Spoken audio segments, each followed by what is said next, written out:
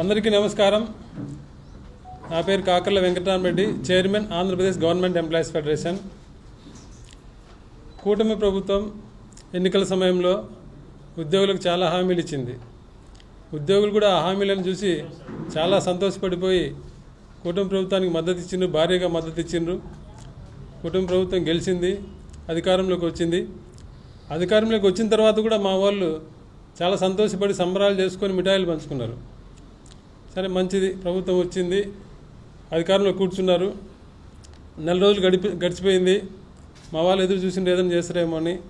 సరే, ఇప్పుడే కదా వచ్చిండ్రు, కొద్దిగా కుదురుకోవడానికి టైం కావాలి ప్రభుత్వానికి కానీ సర్ది చెప్పుకొని మళ్ళీ ఎదురు చూసిండ్రు. 6 నెలలు అయిపోయింది.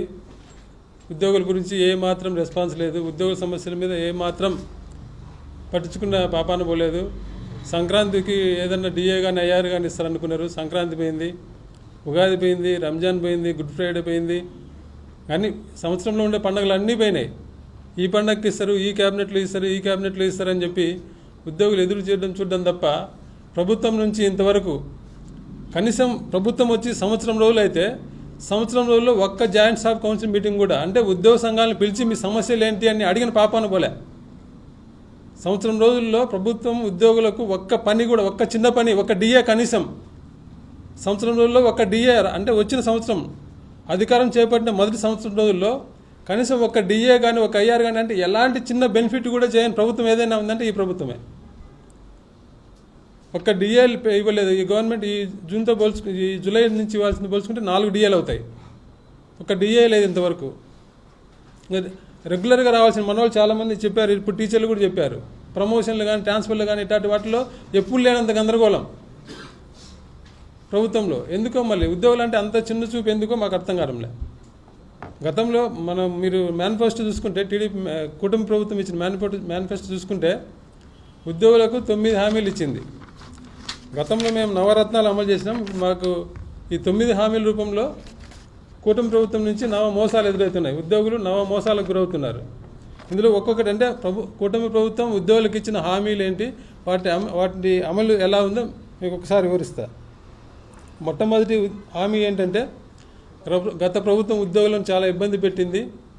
మేము వస్తే ఉద్యోగులను గౌరవంగా చూసుకుంటాం, ఉద్యోగులకు అనుకూలమైన పని వాతావరణం కల్పిస్తాం అనేది కూటమి ప్రభుత్వం ఉద్యోగులకు ఇచ్చిన మొట్టమొదటి హామీ. కానీ ఇప్పుడు ఏం జరుగుతుంది, గతంలో చాలా మేలు అనే పరిస్థితి వస్తుంది. గతంలో ముఖ్యమంత్రి గారు ఒక ఐఏఎస్ అధికారి కరోనా టైంలో ఆయన ప్రెజర్లో ఉండి ఉద్యోగులకు ఒక చిన్న మాట అంటే ముఖ్యమంత్రి గారు స్వయంగా సారీ చెప్పిండు ఉద్యోగులకు. ఒక ఎంపీడీఓను ఒక ఎమ్మెల్యే రాత్రి ఫోన్ చేసి గట్టిగా మాట్లాడేందుకు ఎమ్మెల్యే మీద కేసు పెట్టిండు గత ప్రభుత్వం. కానీ ఇప్పుడేం జరుగుతుంది, అసలు ఇప్పుడు ఉద్యోగులు ఎంత హీనంగా చూస్తున్నారు అంటే ఉద్యోగులు దొంగల్లాగా చూస్తున్నారు. ఇప్పుడు సచివాలయ ఉద్యోగులు వాలంటీర్లు చేయాల్సిన పని, అంతకుముందు వాలంటీర్లు ఇంటింటికి తిరిగి పెన్షన్లు పెంచేవారు. వాలంటీర్లు తీసేచ్చే వాలంటీర్లు చేయాల్సిన పని వీళ్ళు సచివాలయ ఉద్యోగులు భుజాన వేసుకొని వాళ్ళు తెల్లారుజామున 3కు 4కు లేచి ఇల్లు తిరిగి పెన్షన్ ఇస్తుంటే, పెన్షన్ ఇచ్చిన తర్వాత ఐవీఆర్స్ కాల్స్ అని చేస్తారు పెన్షన్ బెనిఫిషరీస్కు. పెన్షన్ ఇచ్చేటప్పుడు ఉద్యోగి మిమ్మల్ని లంచం అడిగారా, ఎంత అడిగిండు, ఇవన్నీ అంటే ఉద్యోగులు అంత అవమానించాలనా? గతంలో వాలంటీర్లు ఇచ్చినప్పుడు కూడా అట్లా ఎవరు అడగలే, మీ దగ్గర వాలంటీర్ డబ్బులు తీసుకున్నాడా అని. రెగ్యులర్ ఉద్యోగులు ఇంత అవమానకరంగా ఐవీఆర్స్ కాల్ చేయడం, లంచం తీసుకున్నారంటే వాళ్ళు అంతా ముస్లిం మొత్తకోళ్ళు, వాళ్ళకేం తెలుస్తుంది? ఒకటి నొక్కితే తీసుకున్నట్టు, 2 నొక్కితే తీసుకున్నట్టు. అంటే వాళ్ళు ఏదో ఒకటి నొక్కితే మీరు లంచం తీసుకున్నారని ఉద్యోగులకు మేమో ఇవ్వడం. ఎంత ఘోరమైన అవమానం ఏంటి ఉద్యోగులకు? ఎప్పుడైనా ఇంత దారుణం ఎప్పుడైనా చూసినాం మనం? ఇదే ఉద్యోగులను గౌరవించే పద్ధతి? ఇదే ఉద్యోగులకు అనుకూలమైన పని వాతావరణం? ఇదే? అలాగే టీచర్లు స్కూల్ స్ట్రెంత్ గురించి ఒక లెక్క ఇచ్చే, అది తప్పుడు లెక్క అని ఒక ఎంఆర్ఓ, మళ్ళీ రెవెన్యూ వాళ్ళు వచ్చి వీళ్ళు చెప్పిన స్టూడెంట్స్ నెంబర్ కరెక్టేనా కాదని ఎంఆర్ఓ వాళ్ళు వచ్చి, రెవెన్యూ వాళ్ళు వచ్చి మళ్ళీ దాని మీద తనిఖీ చేసి, అంటే టీచర్ల మీద నమ్మకం లేదు, టీచర్లు ఇచ్చే లెక్కలు కరెక్ట్ కాదని టీచర్ల మీద నమ్మకం లేదు, వాళ్ళని అవమానించడం. ఇంకపోతే ఇంకా ఇప్పుడు ఒక పార్టీ నాయకులు వచ్చి ఆఫీసులో కూర్చొని రివ్యూలు చేసి పలానా పార్టీ వాళ్ళకి పనిచేయాలి. ఉద్యోగులు ఎక్కడ ఫ్రీగా పనిచేసే పరిస్థితి ఎక్కడుంది? ఇప్పుడు మంత్రులే స్వయంగా మా పార్టీ వాళ్ళు వచ్చి మీరు టీ ఇచ్చి కాఫీ ఇచ్చి పనిచేయాలి, లేకపోతే మీ సంగతి తెలుసామని అంటే ఇది ఉద్యోగులు అనుకున్నమైన పని వాతావరణమా? ఉద్యోగులను గౌరవించే పద్ధతి ఇదే? ఇంకా అన్నిటికంటే మించింది ఏంటంటే పరాకాష్టంగా ఉద్యోగులను ఇంత దారుణంగా అంటే ఉద్యోగ వ్యవస్థనే అధికార వ్యవస్థనే నాశనం చేసే చర్య ఏంటంటే పోలీసుల మీద కౌంటర్ కేసు పెట్టడం. పోలీసులు పెట్టిన కేసు తప్పుడు కేసు అని ఎవరు చెప్పాలి? అది కోర్టు చెప్పాలా? కోర్టులో కేసు పెండింగ్ ఉండగానే అసలు ఆమె ఇచ్చిన కంప్లైంట్ ఇది ఇక్కడొక్కడే కాదు, వేరే స్టేట్లో కూడా ఆమె మీద కంప్లైంట్ ఉన్నాయి. అలాంటి వివాదాస్పద నటి ఒకటి ఇచ్చిన కంప్లైంట్ మీద నా మీద తప్పుడు కేసు పెట్టిన కంప్లైంట్ ఇచ్చే పోలీసులు ఎంతమంది? డీజీపీ స్థాయి అధికారి, ఐపీఎస్లు, మామూలు సిఐలు ఇంతమంది మీద కౌంటర్ కేసు పెడితే ఇంకా పోలీసులు ఎట్లా పనిచేస్తారు? ఇప్పుడు ఈ గవర్నమెంట్లో పెట్టిన కేసులన్నీ రేపు గవర్నమెంట్ మారితే ఈ తప్పుడు కేసులు అంటే ఇప్పుడు ఉండే పోలీసులు సగం మంది పోలీసులు జైలుకి పోవాలా? అంతేనా? అంటే ఇంక పోలీసులు ఇట్లాంటి అడ్డం పెట్టుకొని పోలీసులు మీరు చెప్పినట్టు ఆడించుకోవడానికే, పోలీసు వ్యవస్థను నాశనం చేయడానికి కదా ఇది. నిన్ననే చూసినా మనం గుంటూరులో యాక్సిడెంట్ జరగగానే ఎస్పీ గారు ఒక మాట చెప్పారు, మళ్ళీ 2 రోజులకు మార్చారు. రేపు ప్రభుత్వం మారుతుంది, పెట్టిన తప్పుడు కేసు అంటే అక్కడ పోలీసు వాళ్ళు ఎవరు కాపాడతారు? ఇంత దరిద్రంగా పోలీసు వ్యవస్థను ఇంత దరిద్రంగా నీచ స్థాయికి దిగదారుస్తారా? ఇదేనా ఉద్యోగులను గౌరవించే పద్ధతి? ఉద్యోగులకు అనుకూలమైన పని వాతావరణం ఇదేనా? పోలీస్ సంఘం వాళ్ళు ఏం చేస్తారో అర్థం కాదు. ఏదన్నా ప్రతిపక్షంలో ఒక మాట అంటే ఏదన్నా అంటే ఇంత ఎగురుతారు. మళ్ళీ ఇంత ఘోరంగా ఇట్లాంటి కౌంటర్ కేసులు పెట్టి అరెస్ట్ చేసి సస్పెండ్ చేస్తుంటే వాళ్ళే మాట్లాడడంలే. అందరికీ భయం ప్రభుత్వం అంటే. ఇంత టార్గెట్ చేసి ఎవరన్నా అనుకూలంగా ఉంటే వాళ్ళకి పోస్టింగ్లు ఇవ్వడం నెలల తరబడి. సచివాలయంలో నాకు అనుకూలంగా ఉంటారని 3కి 8 నెలలు పోస్టింగ్ ఇవ్వలే. ఏదంటే నాకు ఎవరు పద్ధతి ఇవ్వకూడదు, నా పక్కన ఎవరు నిలబడకూడదు, నాతో పాటు ఎవరు రాకూడదు, భయపెట్టాలా? ఇదే నా ఉద్యోగులను గౌరవించే పద్ధతి? ఉద్యోగులకు అనుకూలమైన పని వాతావరణం ఇదేనా? కాబట్టి మొదటి హామీ ఎంత అద్భుతంగా అమలవుతుందో మీ అందరికీ క్లియర్గా చెప్పిన. ఇంకా రెండవది సిపిఎస్ జిపిఎస్ విధానాన్ని సమీక్షించి అందరికీ ఆమోదయోగ్యమైన ఒక నిర్ణయం తీసుకుంటామని చెప్పారు. దీని మీద పర్టికులర్గా జనసేన అధ్యక్షుడు డిప్యూటీ సీఎం పవన్ కళ్యాణ్ గారు చాలా స్పష్టంగా చెప్పినారు. గతంలో మాదిరిగా వారానికి 2 వారాలకు చేస్తామని మేము హామీ ఇవ్వము, అది వారం 2 వారాలు అయ్యే పని కాదు, కనీసం ఒక సంవత్సరం రోజుల్లో, ఖచ్చితంగా సంవత్సరం రోజుల్లో అయితే దీనికి ఒక పరిష్కారం చెప్తామన్నారు. మళ్ళీ ఇప్పుడు సంవత్సరం దాటిపోయింది, ఏం పరిష్కారం చెప్పారు? పరిష్కారం సంగతి పక్కన పెట్టు, కనీసం పరిష్కారం చేయాలన్న ఆలోచన ఉందన్న ప్రభుత్వం నిరూపించుకోవాలి కదా.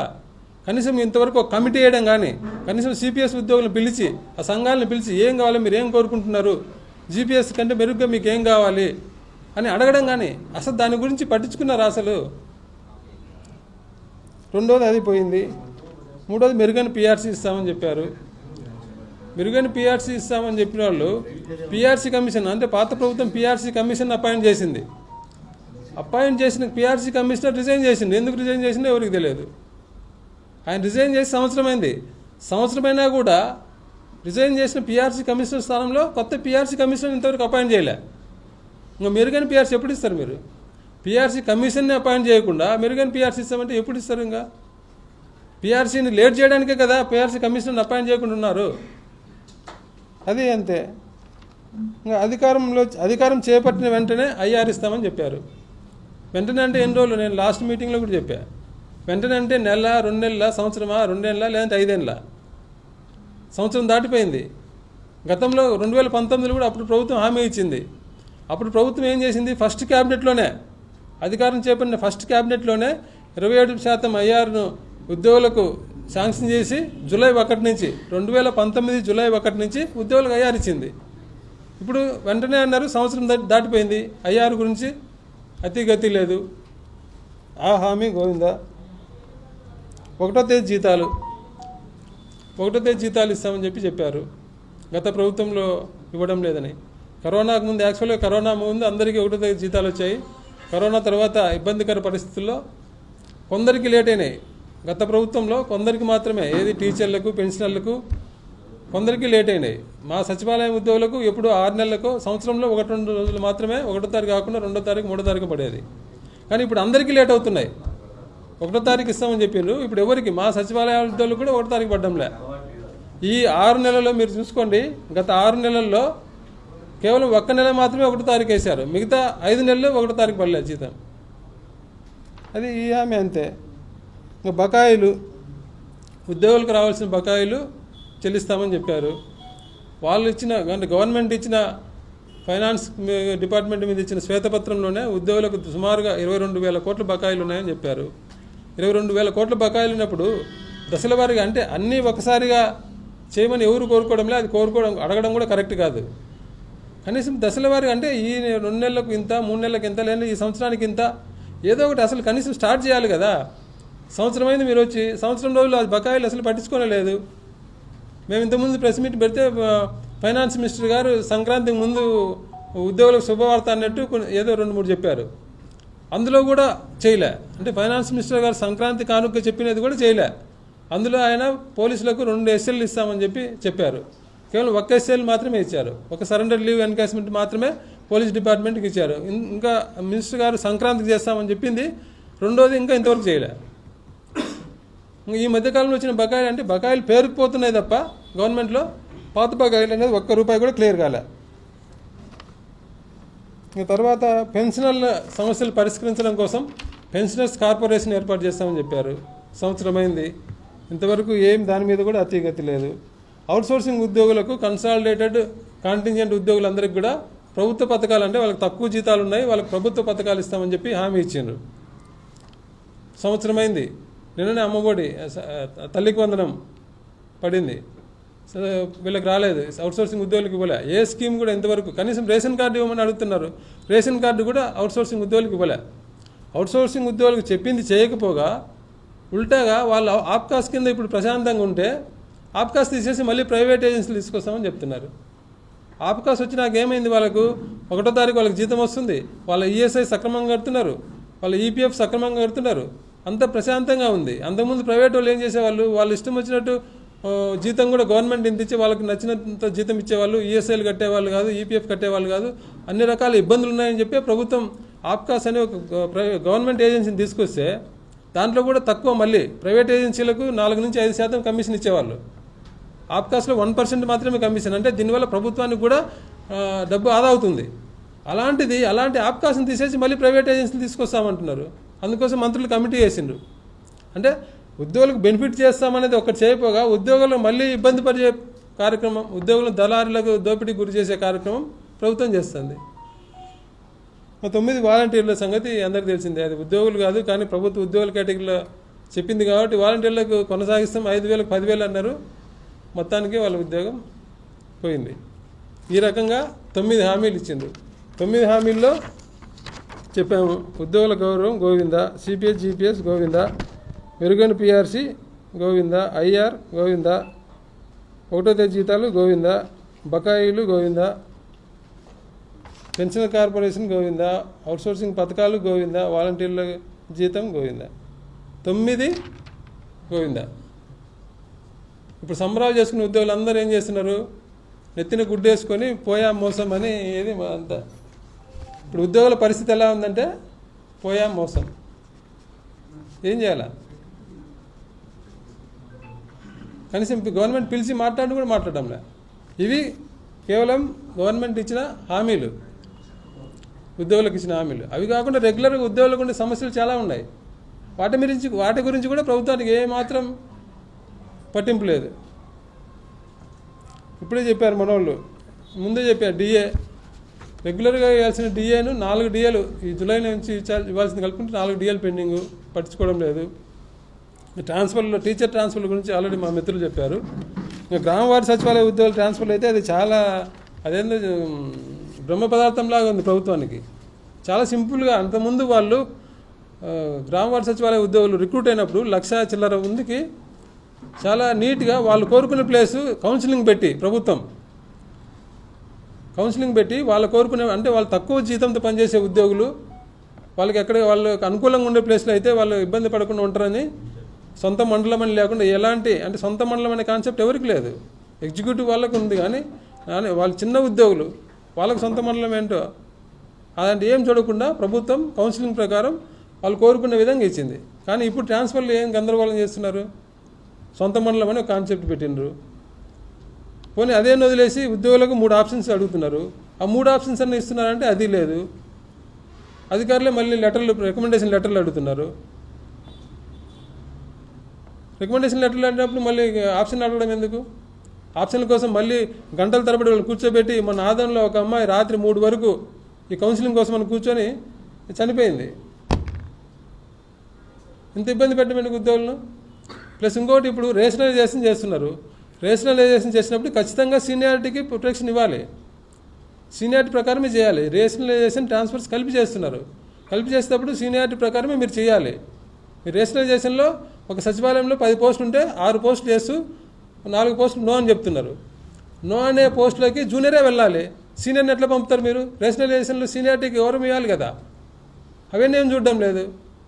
ప్లస్ ఇంకోటి రిక్వెస్ట్ ట్రాన్స్ఫర్లు పెట్టుకుంటారు. ఎవరైనా స్పౌజ్ కింద ఉండి ఏదైనా ఇబ్బంది ఉండి రిక్వెస్ట్ పెట్టుకుంటే ఆ ఉద్యోగం రిక్వెస్ట్ అడిగిన చోట ఉంటే ఇవ్వాలి, లేదంటే వదిలేయాలి. ఆ రిక్వెస్ట్ పెట్టుకుంటే ఆ రిక్వెస్ట్ కాకుండా తీసిపోయి ఎక్కడో పడేస్తున్నారు. 5 ఏళ్ళు కాకపోయినా రిక్వెస్ట్ ఉండి ఇబ్బంది ఉండి పెట్టుకుంటే వాళ్ళు రిక్వెస్ట్ అడిగిన ప్లేస్ ఇవ్వాలి, లేదంటే వదిలేయాలి. అట్లా కాకుండా రిక్వెస్ట్ పెట్టుకుంటే అది ఇవ్వకుండా వేరే ఎక్కడో వేస్తున్నారు. ప్లస్ 5 ఏళ్ళు కాకపోయినా రిక్వెస్ట్ లేకపోయినా వాళ్ళు ఇష్టం వచ్చినట్టు లేపుతున్నారు. ఇంత గందరగోళమైన ట్రాన్స్ఫర్లు. సచివాలయ ఉద్యోగులు ఇంత ఇబ్బంది పెట్టడం ఏంటి? సొంత మండలం కాన్సెప్ట్ ఏంటి? ఎవరికి లేనిది. ఇప్పుడు మన మిగతా డిపార్ట్మెంట్లో జూనియర్ అసిస్టెంట్లు అందరూ ఉన్నారు. ఎవరికి లేదు సొంత మండలం కాన్సెప్ట్. వీళ్ళకే ఎందుకు పెడుతున్నారు? సచివాలయ ఉద్యోగులు ఇబ్బంది పెట్టడానికి కాకపోతే. అలాగే సర్వేలని అంతకుముందు వాలంటీర్లు చేసే పని అంతా సచివాలయ ఉద్యోగులతో చేపిస్తున్నారు. ప్రతిదానికి సర్వే. ఎవరన్నా పబ్లిక్ సచివాలయానికి వెళ్తే ఎప్పుడు సర్వేలోనే ఊర్లో తిరుగుతున్నారు. ఎవరు సచివాలయంలో ఎవరు కనపడడం లేదు. ఇప్పుడు ఉండేవాళ్ళని అంటే ఎంతో డిప్యుటేషన్ అని వేరే డిపార్ట్మెంట్కి వేసిండ్రు. సచివాలయాలు నిర్వీర్యం చేయాలని చూస్తుంది ప్రభుత్వం. అలాగే కాంట్రాక్ట్ ఉద్యోగులు రెగ్యులరేషన్ గత ప్రభుత్వం జీవో ఇచ్చింది. ఆ జీవో ఇచ్చింది అంటే ఆ జీవో రద్దు కాకపోతే అమల్లో ఉన్నట్టే. ఆ జీవో అమల్లో ఉంది కాబట్టి దాని ప్రకారం మిగిలిపోయిన వాళ్ళు ఎవరైతే ఉన్నారో వాళ్ళందరినీ రెగ్యులేట్ చేయాలి. అది పట్టించుకోవడం లేదు ప్రభుత్వం. వివోఎల్ని అయితే ఇంకా విలేజ్ యానిమేటర్లను వాళ్ళు ఇష్టం వచ్చిన మండలంలో 70 మంది అంటే 70 మంది తొలగించడం.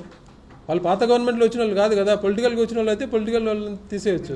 20-25 ఏళ్ళ నుంచి చేసే వాళ్ళందరినీ అంటే పాత ప్రభుత్వం కొంత జీతం పెంచింది కాబట్టి ఇప్పుడు దాని మీద అందరికి ఇంట్రెస్ట్ ఉంది. అంతకుముందు ఎవరున్నా లేకుండా పట్టించుకునే వాళ్ళు కాదు. జీతాలు పెరిగినట్టు కాబట్టి ఇంట్రెస్ట్ ఉంది. అలాంటిది ఎప్పటి నుంచి 20 ఏళ్ళ నుంచి 25 ఏళ్ళ నుంచి చేసే వాళ్ళందరినీ కూడా తీసేస్తున్నారు. మండలాలు 70 మొన్న ఒక కర్నూలు జిల్లాలో ఒక మండలం తీసేసిండ్రు. ఇట్లా ప్రభుత్వం ఉద్యోగులకు సంబంధించిన ట్రాన్స్ఫర్ అయిన వాళ్ళకు జీతాలు లేవు, పొజిషన్ ఐడి లేవని ఇట్లా అంటే ఉద్యోగుల మీద ప్రభుత్వం స్పష్టంగా తెలిసేది ఏంటంటే ఉద్యోగుల గురించి ప్రభుత్వానికి పట్టింపు లేదు. వీళ్ళ సమస్యలు ఉన్నాయి, వీళ్ళకి ఏదైనా చేయాలనే ఆలోచన ప్రభుత్వానికి లేదు. ఇంత నిర్లక్ష్యంగా అంటే గవర్నమెంట్ వచ్చిన సంవత్సరం రోజులు ఉద్యోగుల గురించి అసలు పట్టించుకోకుండా ఇంత నిర్లక్ష్యంగా వ్యవహరించిన ప్రభుత్వాన్ని నేను సర్వీస్లోకి వచ్చి 22 ఏళ్ళు అవుతుంది చూడలే. అంతకుముందు కూడా మా సీనియర్లు మాట్లాడేది కూడా ఎప్పుడు చూడలే. అట్లీస్ట్ గవర్నమెంట్ వచ్చిన కొత్తలో అయినా సరే 1-2 డిఏలు ఇవ్వడం కానీ ఐఆర్ ఇవ్వడం కానీ ఏదైనా చేస్తారు. ఇంతవరకు అసలు ప్రభుత్వం ఉద్యోగుల నుంచే పట్టించుకోవడం లేదు.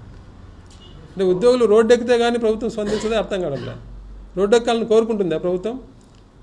ఉద్యోగులు రోడ్డు ఎక్కితే తట్టుకుంటుందా? పోయినసారి చూశారు కదా బీఆర్టీఎస్లో ఎట్టుందో. అలాంటిదే కోరుకుంటుందా ప్రభుత్వం? ప్రభుత్వం ఇప్పటికైనా కూడా ఉద్యోగుల పట్ల ఉద్యోగుల సమస్యల పట్ల దృష్టి పెట్టి ఒక జాయింట్ స్టాఫ్ కౌన్సిల్ మీటింగ్ పెట్టాలని కోరుతున్నాం. ఇమ్మీడియట్గా 4 డిఏలు పెండింగ్ ఉన్నట్లో కనీసం 2 డిఏలు ఇవ్వాలని చెప్పి మీ ద్వారా ప్రభుత్వాన్ని కోరుతున్నాం.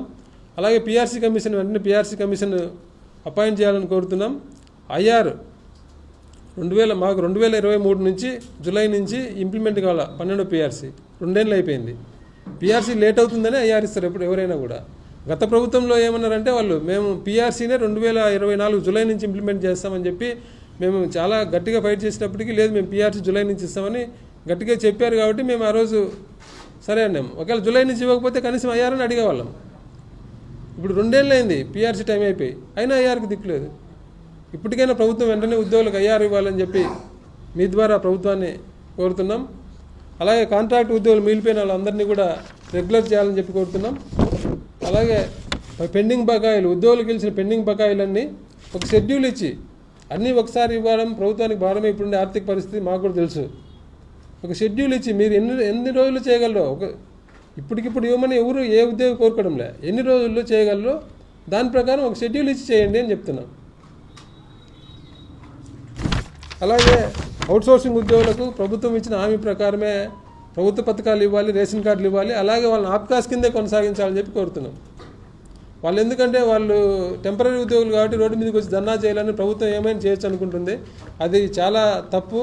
వాళ్ళ చిన్న ఉద్యోగులు ఉసురు తీసుకోవద్దని చెప్తున్నా, ప్రభుత్వానికి విజ్ఞప్తి చేస్తున్నా. ఆప్కాస్ కిందనే వాళ్ళు కొనసాగించాలని చెప్పి కోరుతున్నా. పెండింగ్ బకాయిలను ఇవ్వాలని చెప్పి కోరుతున్నాం. అయిపోయినాయండి. ఈ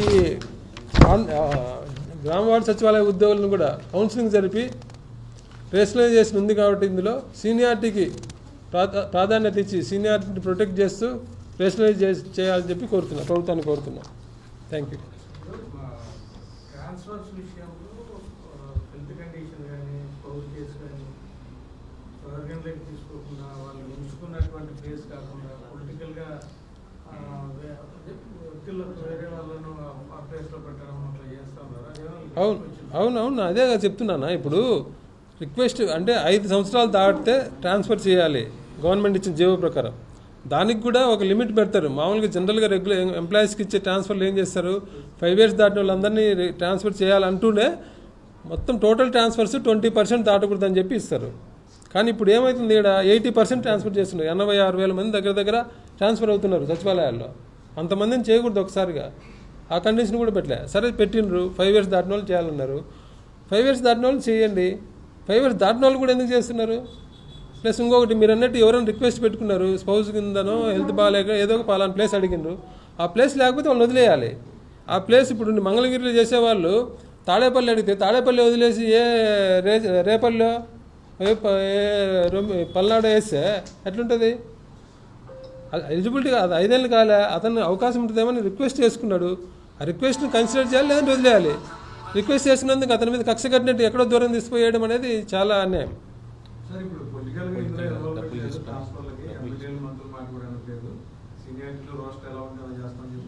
ఎవరు అట్లా లేదు, అట్లా చేయడం లేదనే కదా. ఎక్కడ చేస్తున్నారు చూపమనండి. సీనియారిటీ ప్రకారం అంటే సీనియర్ కోరుకునే ప్లేస్ రావాలి. ఇప్పుడు ఒక ఎంప్లాయీకి 3 ప్లేసులు అడుగుతున్నారు.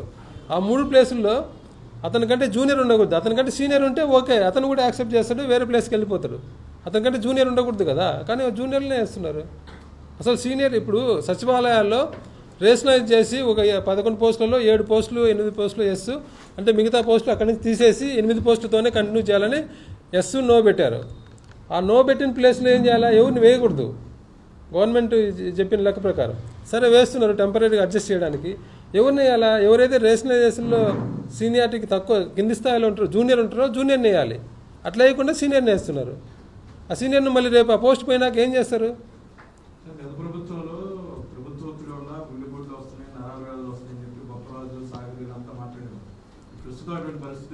ఇప్పుడు మీరు రోజు పేపర్లు చూడండి. ఇప్పుడు మీ దగ్గర నేను టైం ఉంటే చూపిస్తాను. మా దగ్గర వాట్సాప్లో ఎన్ని ఉన్నాయి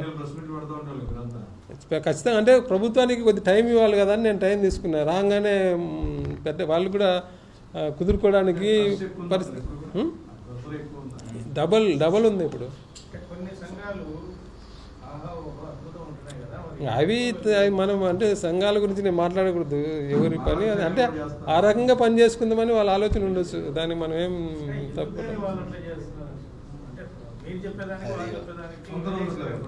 మేము చెప్పా కాదన్నా, నేను చెప్పింది స్పష్టంగా మీకు ఉదాహరణతో సహా చెప్పిన. నేను ఎక్కడ అబద్ధం చెప్పలేదు కదా. వాళ్ళంటే ఏదో ప్రభుత్వం దగ్గర కొన్నెన్న పనులు అంటే ప్రభుత్వం దగ్గర కొన్నెన్న పనులు చేసుకోవచ్చు ఇట్లా అని అది కూడా స్ట్రాటజీ ఉంటుంది. అవును,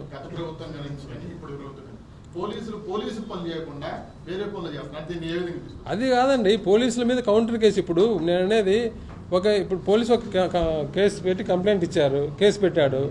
ఆ కంప్లైంట్ కరెక్టా కాదని కోర్టు డిసైడ్ చేయాలి. కోర్టులో పెండింగ్ ఉండగానే పోలీసు పెట్టిన తప్పుడు కేసు అంటే ఇప్పుడు ఈ రోజు పెట్టిన ప్రతి కేసు రేపు ప్రభుత్వం మారుతాను ఎవరో ఒకరు తప్పుడు కేసు అంటారు. ఇప్పుడు అందరూ ఆ పోలీసు వాళ్ళందరి మీద కేసులు పెట్టాలా? అది నేను అనేది అంటే పొలిటికల్ ప్రెజర్ అట్లా చేస్తున్నారు. ఈ రకంగా కేసులు పెడితే ఇంకా ఎట్లా పర్ఫెక్ట్గా చేస్తారు? గత ప్రభుత్వంలో కౌంటర్ కేసులు పెట్టలేదు పోలీసుల మీద. ఇప్పుడు ప్రభుత్వంలో పోలీసులు ఏ విధంగా వాడారో అలాగే వాడుతున్నారని వాదన వినపడుతుంది. అలా ఇప్పుడు వాడుకోండి, కానీ కేసులు ఎందుకు పెడుతున్నారు మా ఇంటెన్షన్ ఏంటి? పోలీసుల మీద కేసు ఎందుకు పెడుతున్నారు అనేది మా ఇంటెన్షన్. వాడుకోవడం గురించి మేము అన్నాంలే. గత ప్రభుత్వం వాడుకున్నది, ఈ ప్రభుత్వం వాడుకున్నది సరే, ఉద్యోగం వాళ్ళు ఎట్లా వాడుకుంటే అట్లా వాడుకోండి, మాకేం అభ్యంతరం లే. కానీ కేసు పెట్టడం తప్పు కదా. ఇంకెవరు పోలీసు పని చేస్తారు చెప్పండి? మీరు చెప్పండి, ఏ పోలీసు మీదైనా కేసు పెట్టవచ్చు. ఓకే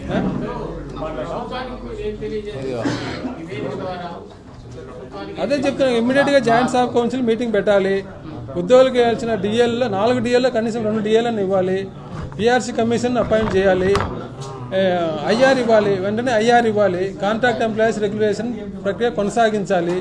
అవుట్సోర్సింగ్ ఉద్యోగులకు ఏదైతే హామీ ఇచ్చిందో ఆ హామీని అమలు చేయాలి. సిపిఎస్ జీపీఎస్ మీద ప్రభుత్వం ఇమ్మీడియట్గా ఒక సంఘాలను చర్చకు పిలిచి ప్రభుత్వం ఏం చెప్పింది, జీపీఎస్ కంటే మెరుగ్గా ఇస్తామని చెప్పారు. అంటే ఏ రకంగా మెరుగ్గా ఇస్తారు అంటే ఉద్యోగులు కన్విన్స్ చేసి వాళ్ళు మేము ఇది చేయగలుగుతున్నామంటే ఉద్యోగులు కూడా కొద్దిగా కన్విన్స్ అవుతారు. అసలు ప్రభుత్వం నుంచి ఏ ప్రతిపాదన లేదు కదా. అందుకోసం వాళ్ళతో మీటింగ్ పెట్టి ప్రభుత్వం ఏమనుకుంటుందో అది చెప్పాలని చెప్పి కోరుతున్నాం. గడువు అనేది చెప్తాం, మేము నెక్స్ట్ మీటింగ్లో చెప్తాం.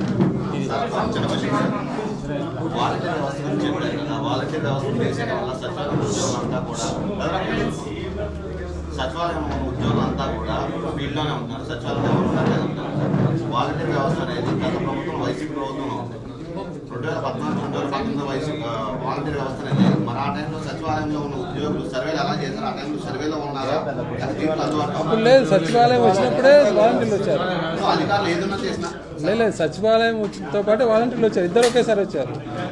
అంటే మీరు వాలంటీర్స్ వచ్చిన బిఫోర్ ఇంకా ఎలాంటి సర్వీస్ జరగలేదు.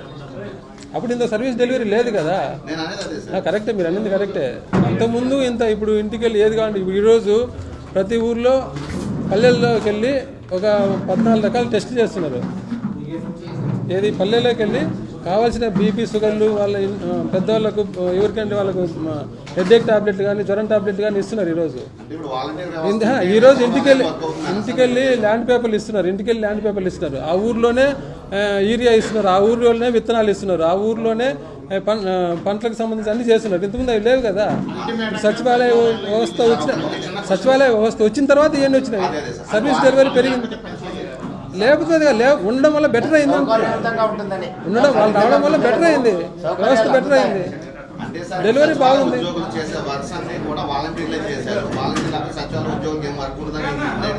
వర్క్ ఎందుకు లేదు? వాళ్ళు సర్టిఫికెట్లు ఇచ్చే వర్క్ ఉంది కదా వాళ్ళకు. 540 రకాలు సచివాలయ ఉద్యోగులకు 540 రకాల సేవలు ఇచ్చిండ్రు. 540 రకాల సేవలు వాళ్ళు చేయాలా, అవి చేయించకుండా ఇవన్నీ చేయిస్తున్నారు అని చెప్పేది మా ఇంటెన్షన్.